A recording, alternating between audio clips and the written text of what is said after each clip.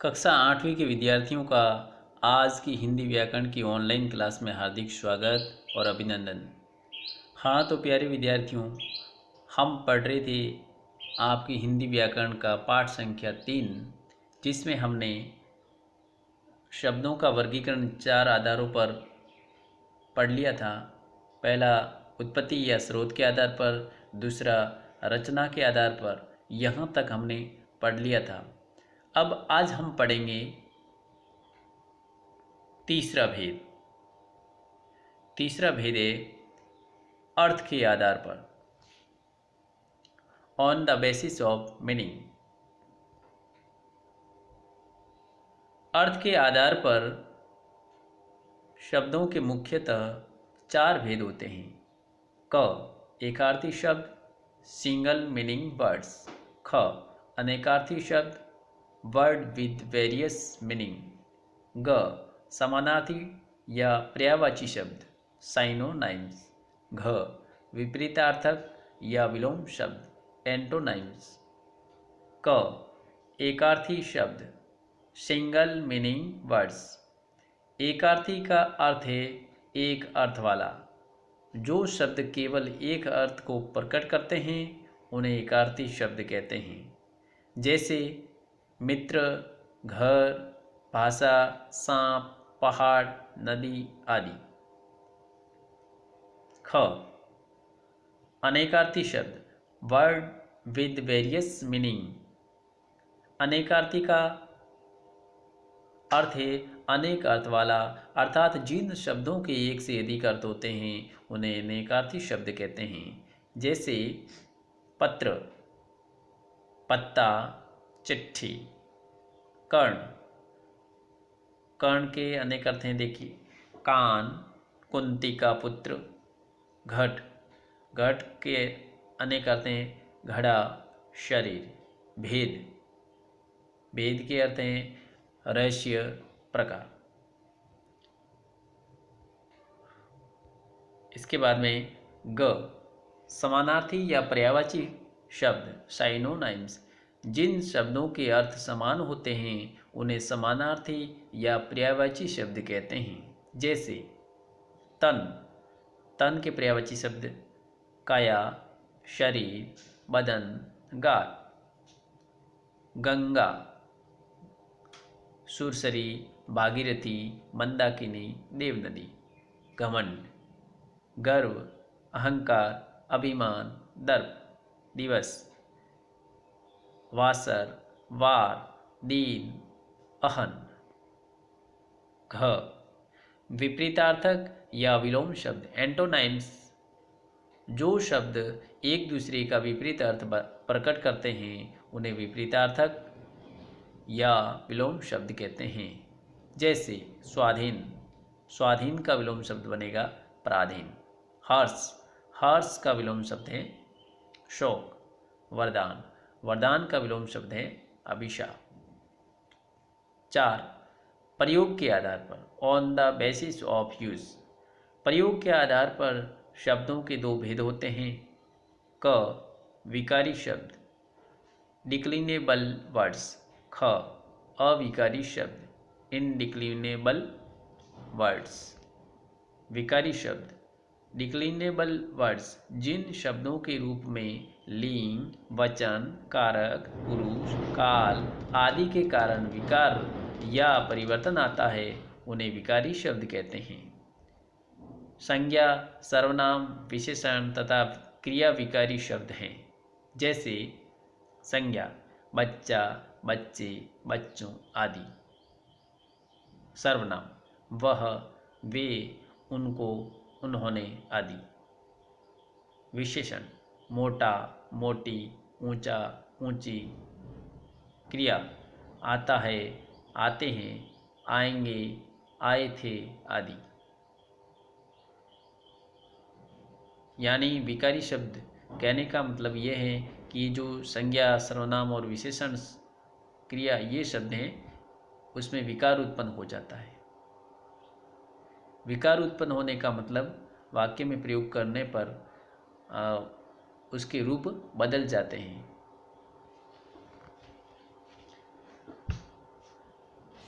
अगला ख, अविकारी शब्द। वाक्य में प्रयोग होने पर जिन शब्दों के रूप में कोई विकार या परिवर्तन नहीं आता है उन्हें अविकारी शब्द कहते हैं। क्रिया विशेषण संबंध बोधक, समुच्चय बोधक, विस्मयादि बोधक और निपात अविकारी शब्द हैं, अतः इन्हें अव्यय भी कहते हैं क्योंकि वाक्य में प्रयोग होने पर इनमें कोई परिवर्तन नहीं होता, जैसे कहाँ, अब, अंदर, शीघ्र, किंतु, प्रतिदिन, पर, में, आह आदि। तो ये अपना पाठ पूर्ण हो गया। इसके बाद में मुख्य जो बिंदु हैं आपने सीखा, इसको पढ़ेंगे। वर्णों के सार्थक मेल को शब्द कहते हैं। प्रत्येक शब्द का एक निश्चित अर्थ होता है। जब वाक्य में प्रयुक्त होता है तब वह पद कहलाता है। ये याद रखने मुख्य बिंदु है। प्यारे विद्यार्थियों, आपके पास में पाठ्य पुस्तक होगी, अगर नहीं है तो स्क्रीन पर ये जो दिखाई दे रहा है उसको समझेंगे, पढ़ेंगे और याद करेंगे। उत्पत्ति या स्रोत के आधार पर हिंदी में 4 प्रकार के शब्द होते हैं: तत्सम, तद्भव, देशज और विदेशी शब्द। रचना के आधार पर शब्दों के 3 भेद होते हैं: रूढ़, यौगिक और योगरूढ़ शब्द।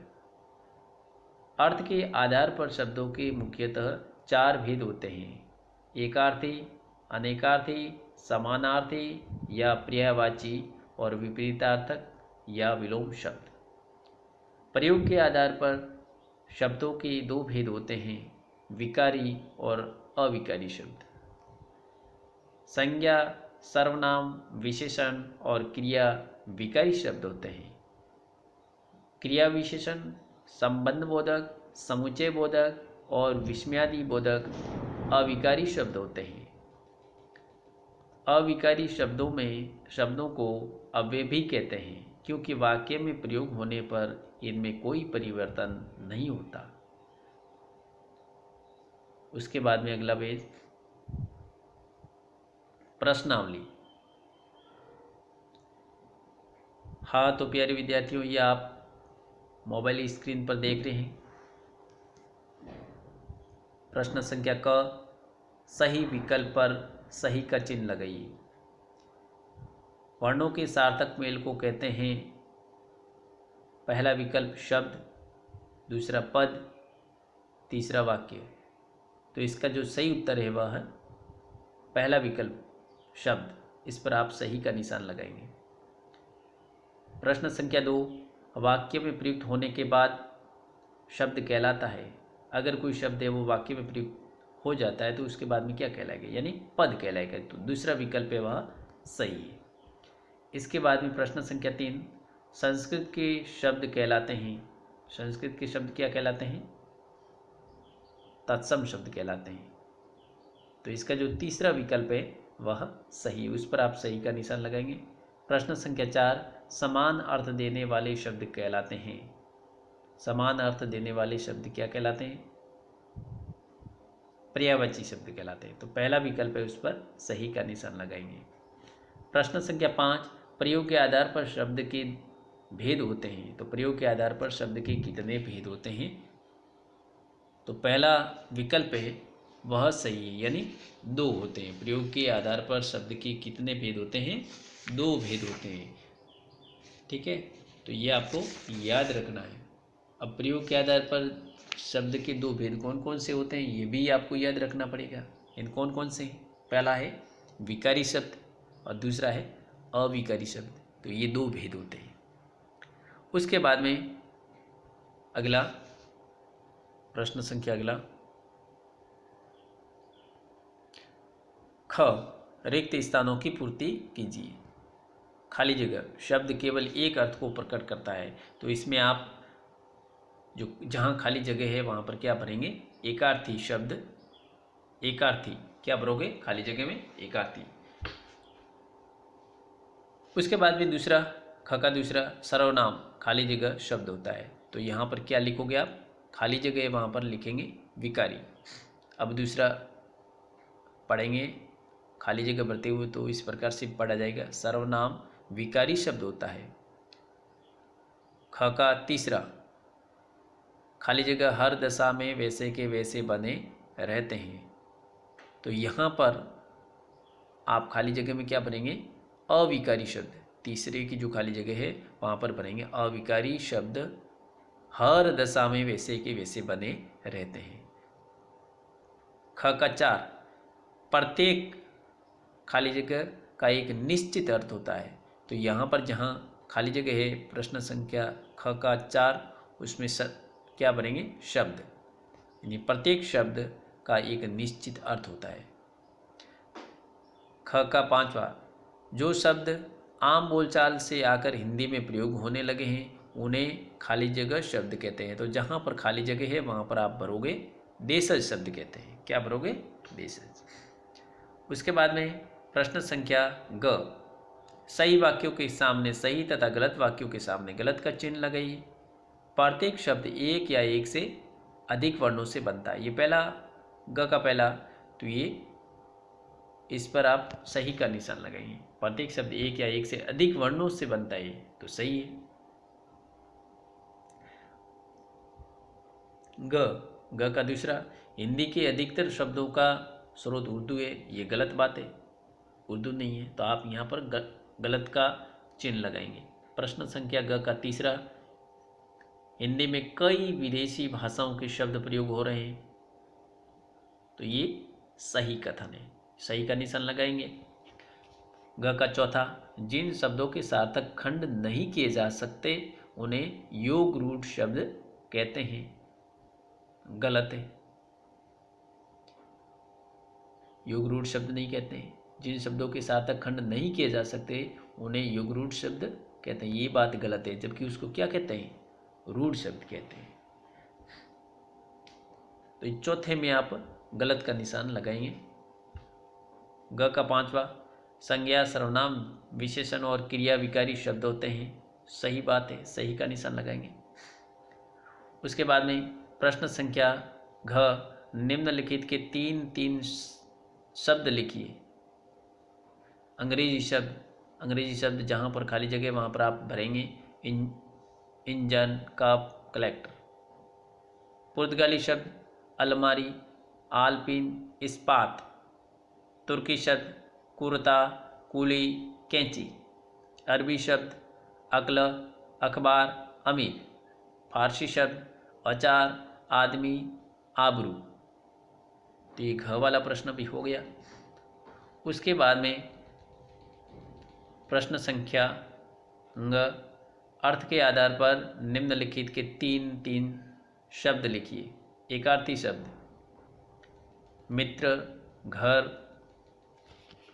घर के बाद में आपको लिखना है भाषा। अनेकार्थी शब्द में लिखेंगे घट, भेद, कर्ण। समानार्थी शब्द में लिखेंगे तन, घमंड, दिवस। उसके बाद में प्रश्न संख्या च निम्नलिखित शब्दों के तत्सम रूप लिखिए। मक्खी, मक्खी का तत्सम रूप बनेगा मक्षिका। छेद का छिद्र बनेगा। और सांप का सर्प, हिरण का मृग, रात का रात्रि लिखेंगे। सूखा का शुष्क। आधा का तत्सम शब्द बनेगा अर्ध। काम का तत्सम शब्द बनेगा कर्म। बाह का तत्सम शब्द बनेगा बाहु। दांत का तत्सम शब्द बनेगा दंत। गदा का तत्सम शब्द बनेगा गुर्दब। पोता का तत्सम शब्द बनेगा पुत्र। अब उसके बाद में प्रश्न संख्या 6 आप स्क्रीन पर देख रहे हैं। इसमें बहुत सारे शब्द दिए हुए हैं। निम्नलिखित शब्दों में से तत्सम और तद्भव शब्दों को अलग अलग छांट कर लिखिए। माथा, ग्राम, चांद, उल्लू, पुण्य, नैन, खेत, मुख, अंधकार, छाता, अश्व, उत्साह, पत्थर, निशा, मयूर, दही, दुग्ध, वाहन, उच्च, पत्र, कांच, वधु। और फिर खाली जगह दी हुई है तत्सम शब्द, तद्भव शब्द। ये आपको खुद को इसमें से छांट करके लिखना है, कौन सा तत्सम शब्द है और कौन सा तद्भव शब्द है, ये आप खुद करेंगे। क्योंकि सारे के सारे प्रश्नोत्तर मैं करवाऊंगा, तो आप क्या करेंगे, आपको भी ये भरना है। उसके बाद में प्रश्न संख्या ज, निम्नलिखित प्रश्नों के उत्तर दीजिए। पद किसे कहते हैं? ये प्रश्न संख्या 1 से लेकर 6 तक ये भी आपको ही करना है। आपको मैंने ये पढ़ा दिया है और उसमें से आप पूरे वीडियो को सुनना है, और जहाँ पर भी ये इन प्रश्नों का उत्तर आता है वो आपको लिखना है, याद करना है। ठीक है। उसके बाद में ये अपना पाठ पूर्ण हो चुका है, और ये आज का जो कक्षा कार्य और गृह कार्य वह मीट्स योर पेरेंट ऐप में दे दिया जाएगा। उसमें से देख के आप समय पर पूर्ण करेंगे और सबमिट करेंगे। धन्यवाद।